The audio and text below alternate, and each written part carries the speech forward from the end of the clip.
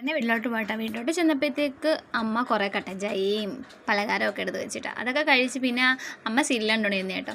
പിന്നെ കുറച്ച് പഴവും അവിടുന്ന് ഒരു അടച്ചക്ക കിട്ടി കേട്ടോ അമ്മയ്ക്ക്. അപ്പോൾ അത് പകുതി എനിക്കിങ്ങനെ തന്നു വിട്ടു കേട്ടോ. അങ്ങനെ അതൊക്കെ ആയിട്ട് നേരെ ഞങ്ങൾ വീട്ടിലോട്ട് പോകാൻ ഇറങ്ങി കേട്ടോ. സന്ധ്യയായി എന്ന് പറഞ്ഞാൽ ഒരു 7-8 മണിയൊക്കെ ഞങ്ങൾ ചെന്നപ്പോൾ ഏട്ടന് പണി കഴിഞ്ഞ് വന്നപ്പോൾ ഞങ്ങൾ കയറി. പിന്നെ വരുന്ന വഴി ഞങ്ങൾ കുറച്ച് പൊറോട്ടയും ചിക്കൻ കറിയൊക്കെ വാങ്ങി.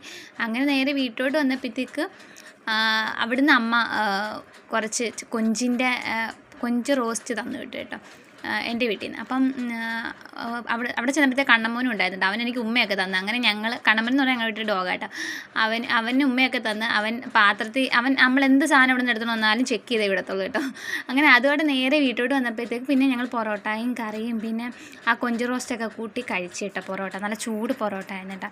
എന്നിട്ട് നമ്മൾ സ്ഥിരം മിക്കപ്പോഴും വാങ്ങുന്ന കട കേട്ടോ, നമ്മുടെ പുതിയതിലുള്ള ഒരു കട. നല്ല ടേസ്റ്റ് അവിടുത്തെ പൊറോട്ടയും കറിക്കൊക്കെ. അടുത്ത വീട്ടിൽ കാണാവേ, ബൈ.